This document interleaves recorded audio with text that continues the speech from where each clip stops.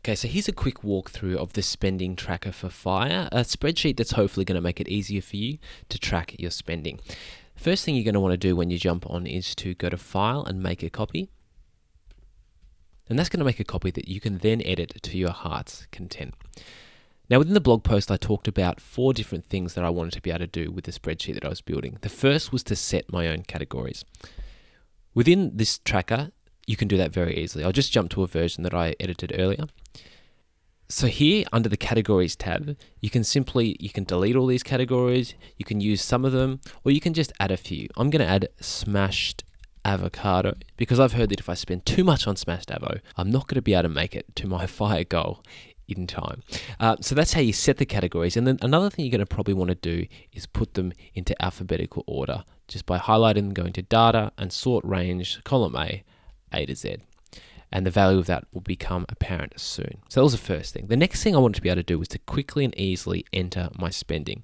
To do that, we just enter any item on the annual spending tab. So I can go down here and I might want to add some groceries. I might want to add present for mum and the requisite amounts there. You can see whenever I enter an item, it's automatically timestamped, and then all I need to do is go and categorize it. I usually categorize everything at the end of the month because I find it much quicker to do on the computer than on my phone. There's 2 ways to easily categorize. One is to click the drop-down menu, and this is why it's valuable to have these items in alphabetical order. You can see them alphabetical order there, or if it's higher up in the sheet, that menu will come downwards. Now this is groceries, so I'll go to groceries. But the quicker way, and the way that I usually do it, is just to start to type the category. So this is present, and then hit enter, and that will quickly enter that in there. The next thing I wanted to do was be able to quickly and easily view a summary of my spending for the year, including breakdowns for days, weeks, and on a monthly basis. That's automatically done under this annual summary tab. So if we jump over here, we can see this is a breakdown. The only thing you need to edit on this page is this start date. So I pretended that I started this data on the 1st of April. I spent a lot. This is imaginary data. And if you enter that, it will calculate how many days, weeks, and months have gone by, and that'll give you your monthly, weekly, and daily average. You can also see exactly the dollar and cent amount on each category and the breakdown there.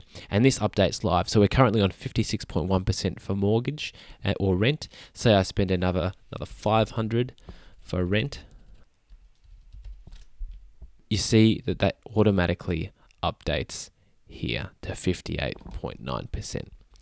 And the final thing I wanted to be able to do was generate monthly summaries to enable me to compare months. That's also pretty easy to do. Imagine I've finished March and I want to just make a record of how much I spent and my spending breakdown for that month. Go to the annual spending, copy the data range that you want. I could do both months if I want, but I'll just do March for now.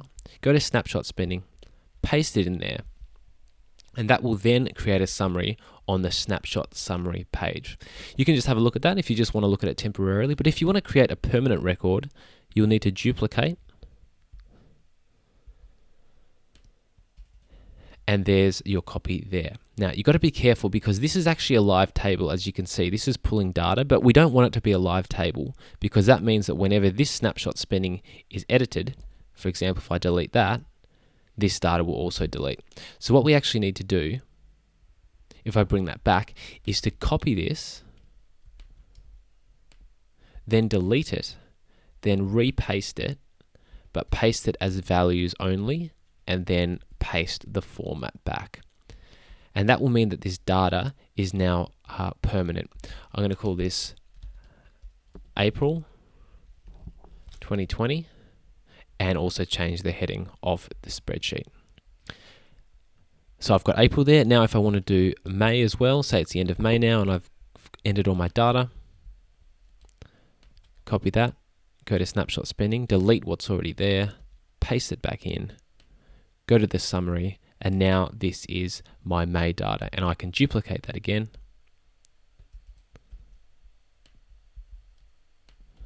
Copy, delete, paste values only, paste format only, and now this is May.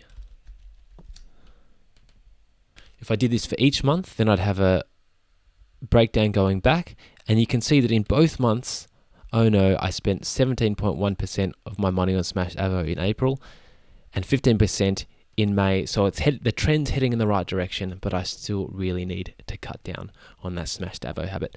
Hopefully that's been helpful. If you'd like more details, jump over to the link to the page where I discuss more about how to choose your categories and things like that. There's a link in the YouTube description. And hopefully this video and this spreadsheet helps you to more effectively track your spending.